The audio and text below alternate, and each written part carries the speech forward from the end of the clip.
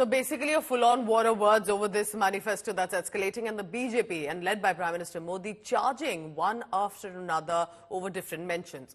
Now this time, the Prime Minister is accusing the Congress party and the Rahul Gandhi of disrespecting even B.R. Ambedkar's constitution and attempting to divide the country. He criticized Congress's proposal of a 15% religion-based quota, labeling it as backstabbing the constitution as it exists and aimed at their vote bank. Now, Modi is alleging that Congress aims to snatch quotas meant for the OBCs and the SCs, the other backward class and groups, and the scheduled caste. Hitting back, Rahul Gandhi mocked Prime Minister Modi's reaction, stating Prime Minister Modi has panicked after he witnessed that Congress party had a revolutionary manifesto, that Prime Minister Modi has gone in a full-on panic mode. Addressing party workers in New Delhi, Gandhi quipped that PM Modi is completely shaken. The verbal sparring between the two leaders and the two parties has turned into a full-blown slugfest.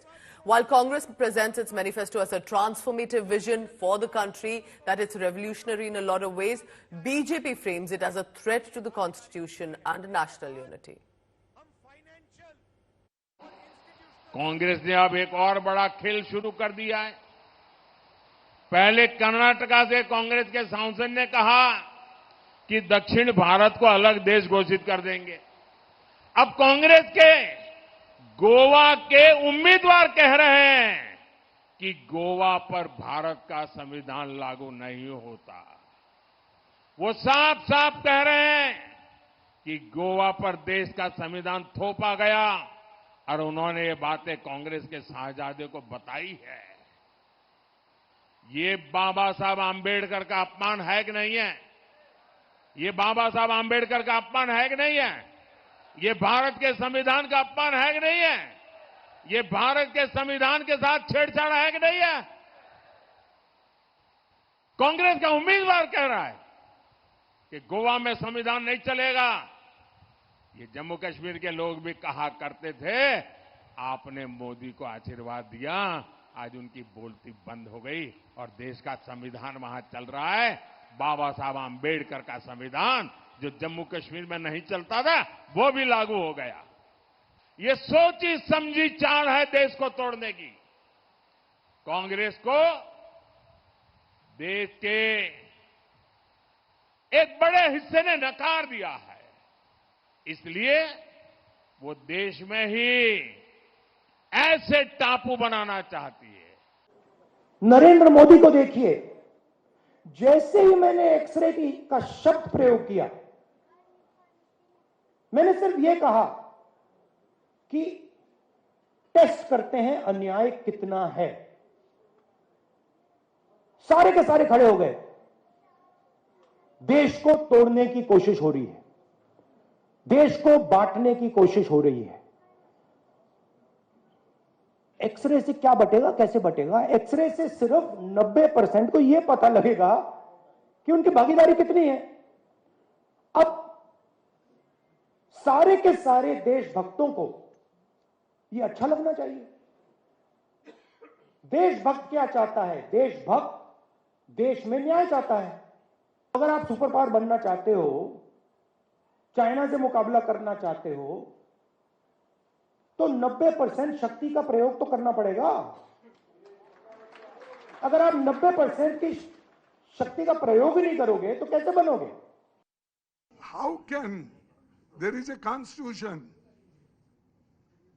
and constitution never allows to do this, and we don't have any intention. Why you are putting his ideas in our mouth?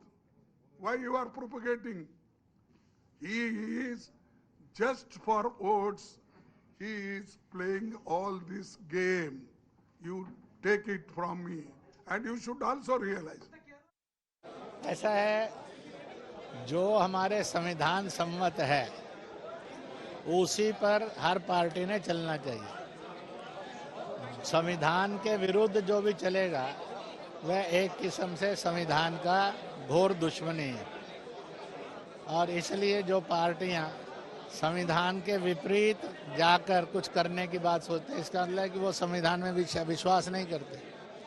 तो आपने मेरे से प्रश्न पूछा, उस प्रश्न में ये पक्का हो गया कि वो पार्टी संविधान को ना मानने की बात कह रहे हैं। नहीं, बिल्कुल नहीं। वो मेरे को तो ये समझ में नहीं आ रहा कि वो लोगों की संपत्तियों की जांच क्यों करवाना चाहते हैं। इससे उनकी क्या मानसिकता है। साफ साफ दिखता है कि वो इसमें कुछ इनका कोई षड्यंत्र है और इस तरह से आप जांच करा रहे हो। फिर क्या इन संपत्तियों का क्या करने वाले हो आप, किसको देने वाले हो आप। ये बहुत ही गलत है और ये जो इनकी मंशा है वो बिल्कुल साफ नहीं है, नीयत बिल्कुल साफ नहीं है। ऐसा है कि वो लेफ्टिस्ट भी कह रहे हैं और लोगों से संपत्ति ले लेंगे ये भी कह रहे हैं। तो ये जो बौखलाहट है ये हार के तरफ बढ़ती हुई बीजेपी की मानसिकता दिखाती है। मैं खुला चैलेंज करता हूं नरेंद्र मोदी जी को, हमारे अध्यक्ष जी मल्लिकार्जुन खड़गे ने भी किया। हमारे मैनिफेस्टो में, हमारे गारंटी कार्ड में अगर कुछ है तो किसानों की कर्जा माफी है, अगर कुछ है तो स्वामीनाथन कमेटी के तर्ज पर एमएसपी को कानून बनाना। इनके मैनिफेस्टो में इन्होंने बताया 16 लाख करोड़ कर्जा हमने बड़े धन्ना सोटे का माफ कर दिया, लेकिन किसानों का 8 लाख करोड़ का कर्जा हम माफ नहीं कर सकते। तो दोनों का फर्क जो है वो सीधा सामने है। हार की बौखलाहट में जो है वो ये बात कर रहे हैं। सुना कि मदन कौशिक जी जो है हमारे मैनिफेस्टो पर बात कर रहे हैं। मुझे मदन कौशिक जी से कोई पूछ ले कि कभी उन्होंने अपना मैनिफेस्टो भी पढ़ा। भाजपाई जिन्होंने कभी अपना मैनिफेस्टो नहीं पढ़ा वो हमारे मैनिफेस्टो पे क्या कमेंट करेंगे। हमारे मैनिफेस्टो पे तो कमेंट जनता कर चुकी है और पहले चरण में जिस तरीके से उत्साहपूर्ण तरीके से जनता ने कांग्रेस के पक्ष में मतदान किया है और हम इसी की अपेक्षा कर रहे हैं। लगातार उसके ऊपर हमारा कोई टिप्पणी नहीं है। हम लोग सिर्फ इतना कहना चाहता है, भाजपा का जो एश्योरेंस है वो जुमला है, बेसलेस है, भावता है और तृणमूल कांग्रेस जो बोलता है वो करता है। तो तृणमूल कांग्रेस का इस्तेहार ही देश में सबसे बड़ा इस्तेहार with credibility that is from Trinamool Congress.